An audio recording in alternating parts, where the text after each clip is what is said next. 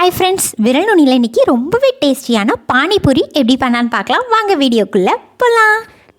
நம்ம என்ன தான் ஹெல்த்தியாக டேஸ்டியாக விதவிதமாக செஞ்சு கொடுத்தாலும் இந்த பானிபூரி மட்டும் இந்த கிட்ஸுக்கு ரொம்பவே ஃபேவரட்டான டிஷ்ஷுன்னு சொல்லலாம். இந்த பானிபூரியை ரோட் கடை டேஸ்ட்லேயே வீட்டில் எப்படி செய்யலான்னு பார்க்கலாம். இதுக்கு ஒரு 8 ஹவர்ஸுக்கு முன்னாடியே பட்டாணி பருப்பை நம்ம ஊற போட்டு வேக வச்சு எடுத்துக்கலாம். இது அதே டேஸ்ட்லேயே ரொம்ப ஈஸியாக செஞ்சிடலாம். இதுக்கு ஒரு எலுமிச்சம்பழ அளவுக்கு புளி, இதுக்கு புளி ரொம்பவே முக்கியம். அதை நல்லா கரைச்சி தனியாக தண்ணி எடுத்து வச்சுக்கோங்க. இப்போது பானி தண்ணி ரெடி பண்ணுறதுக்கு கொஞ்சமாக மல்லி இலை, கொஞ்சமாக புதினா, இது ரெண்டுமே சம அளவு எடுத்துக்கலாம்.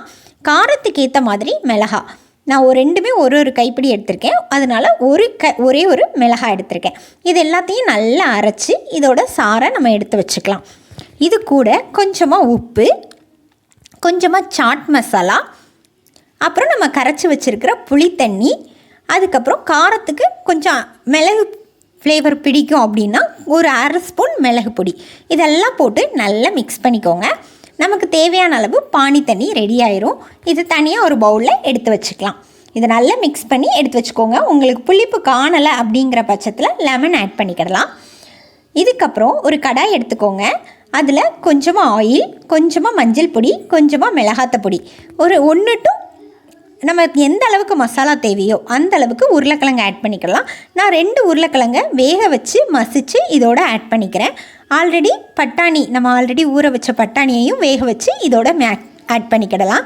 இதெல்லாம் போட்டு நல்லா மிக்ஸ் பண்ண பிறகு கொஞ்சமாக புளி தண்ணி போட்டு அந்த தண்ணி வற்றின உடனே நம்ம ஸ்டவ்வை ஆஃப் பண்ணிடலாம். இதுக்கு தேவையான அளவு சால்ட்டு போட்டு இதை தனியாக மிக்ஸ் பண்ணி எடுத்து வச்சுக்கோங்க. இதுதான் நம்ம பானியில் வைக்கிற மசாலா.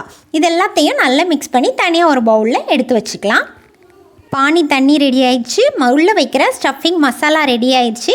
இதில் கொஞ்சமாக மல்லி இலை தூவி நம்ம எடுத்து வச்சுக்கலாம். இப்போது பானிபூரி, நான் கடையில் கிடைக்கிற ரெடிமேட் பானிபூரியை தனியாக ஆயிலில் போட்டு ஃப்ரை பண்ணி எடுத்து வச்சுக்கிறேன். இதில் ஆயில் ஃபுல் ஹீட்டாக இருக்கக்கூடாது. நார்மல் ஹீட்டில் மெதுவாக நிதானமாக பொரிச்சு எடுத்தால் தான் அந்த சேஃபில் கரெக்டாக வரும்.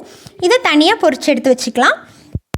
இல்லை நீங்கள் வீட்டில் ரெடி பண்ணுறீங்கன்னா நார்மலாக மைதாவும் ரவையும் ஈக்குவலாக போட்டு நீங்கள் பானிபூரி ரெடி பண்ணி வச்சுக்கலாம். இது எல்லாத்தையும் ரெடி பண்ணி வச்சுட்டு கொஞ்சமாக பொடி வெங்காயம், கொஞ்சமாக தக்காளி, லெமன் இதெல்லாம் ஆட் பண்ணி இந்த பானிபூரியை நீங்கள் சர்வ் பண்ணிங்கன்னா ரொம்பவே டேஸ்டியாக கிட்ஸுக்கு பிடிச்ச அதே ஸ்டைலில் கிடைக்கும். கண்டிப்பாக ட்ரை பண்ணி பார்த்துட்டு எப்படி இருந்துச்சுன்னு சொல்லி கமெண்ட் பண்ணுங்கள்.